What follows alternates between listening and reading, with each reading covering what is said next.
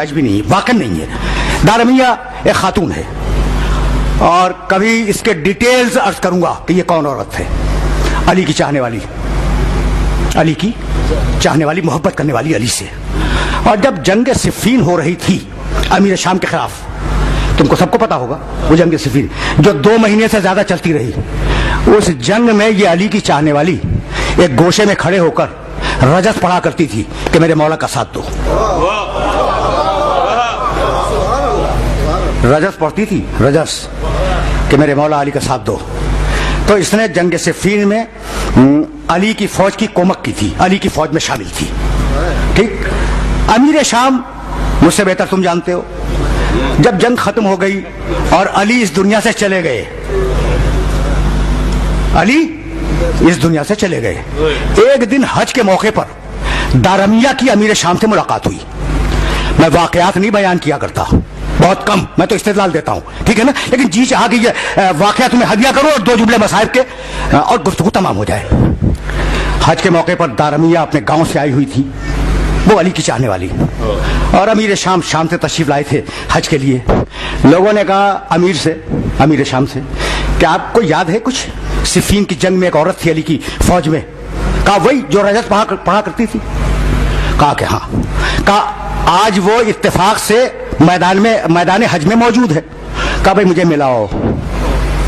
کس نے کہا؟ امیر شام نے, مجھے ملاؤ. اس نے نہیں کہا کہ مجھے ملاؤ, اس نے نہیں کہا کہ مجھے ملاؤ. انہوں نے فرمایا کہ بھئی مجھے دارمیہ سے ملاؤ. لائی گئی دارمیہ. اب دیکھو امیر شام اور دارمیہ سامنے ہیں, علی کی چاہنے والی. چھوٹا سا واقعہ ہے اور اب خستگی محسوس کر رہا ہوں, فقط 2 جملے مصائب کے گفتگو تمام ہو جائے گی. آئی, سلام و کلام ہوا. کہا کہ دارمیہ تم تو علی کی بڑی چاہنے والی ہو, ذرا کچھ علی کے فضائل تو بیان کرو.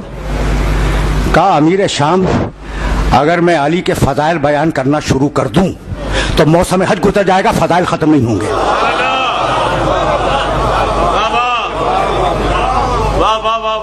موسم حج گزر جائے گا لیکن علی کے فضائل ختم نہیں ہوں گے. یہ ہے علی کی چاہنے والی. دیکھو کیسا کردار بنایا ہے, کیسا کردار بنایا ہے.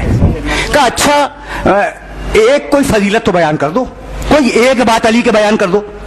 کہا کہ کیا بتلاؤں, علی کے بارے میں کیا کہوں. علی جیسے تخت خلافت سے پہلے تھے ویسے ہی تخت خلافت پر بھی تھے, جیسے پہلے تھے ویسے ہی تخت خلافت پر بھی تھے. جملے کی کاٹ کچھ سمجھ میں آئی کہ تم علی کو کیا پوچھ رہے ہو, اپنے آپ کو تو دیکھو.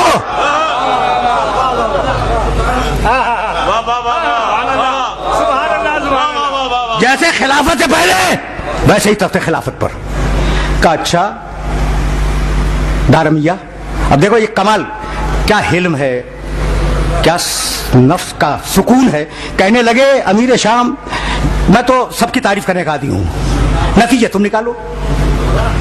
میں ٹھیک ہے نا. کہنے لگے کہ دارمیہ اگر میں کچھ تمہیں ہدیہ کروں, اگر میں تمہیں کچھ مال و دولت دنیا کی ہدیہ کروں تو قبول کرو گی. کہا کہ ہاں کیوں نہیں قبول کروں گی, لیکن قبول کرنے کے بعد بھی تم رہو گے, علی علی رہیں گے.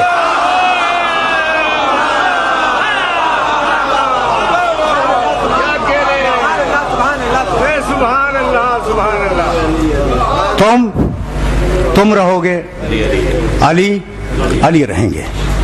کہا اپنے خزانہ دار سے کہا, تاریخ کا واقعہ ہے. تاریخ کسی فرقے میں پابند نہیں ہوتی, تاریخ جو دیکھتی ہے وہ لکھ دیتی ہے. اپنے خزانہ دار سے کہا کہ اسے 100 سرخ بالوں والے اونٹ دے دو. سرخ بالوں والے اونٹ عرب کی مہنگی ترین قسم اونٹوں کی, ہزاروں روپے کا ایک. کہا انہیں دارمیہ کو سرخ بالوں والے 100 اونٹ دے دو. دے دیے گئے. توجہ رہے, دارمیہ نے 100 اونٹ وصول کر لیے. مسکرا کے فرمانے لگے کہ اگر علی ہوتے تو تمہیں دیتے. دیکھا دارمیہ کو 100 اونٹ مل گئے.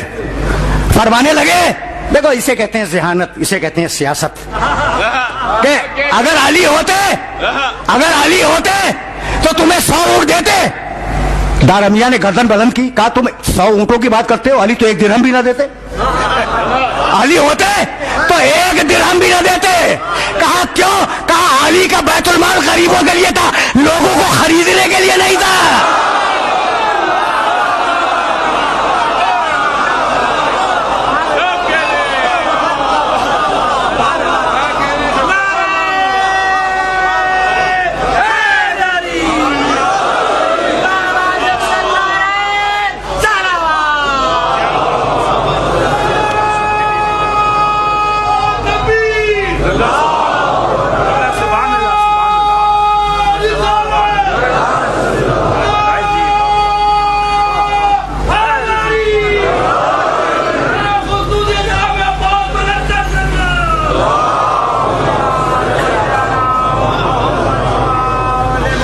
پہنچ گیا یہ آج کا پیغام۔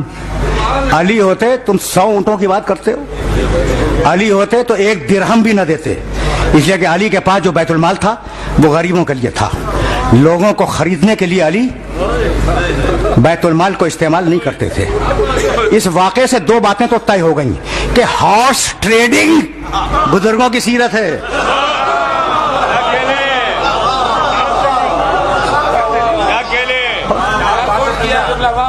ہے تو یہ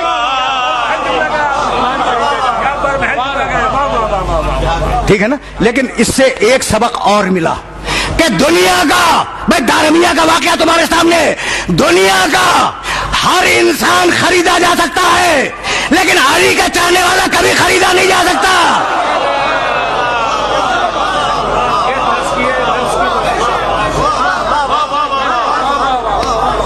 بس میرے عزیزوں، میرے دوستوں، جب ضربت لگی تھی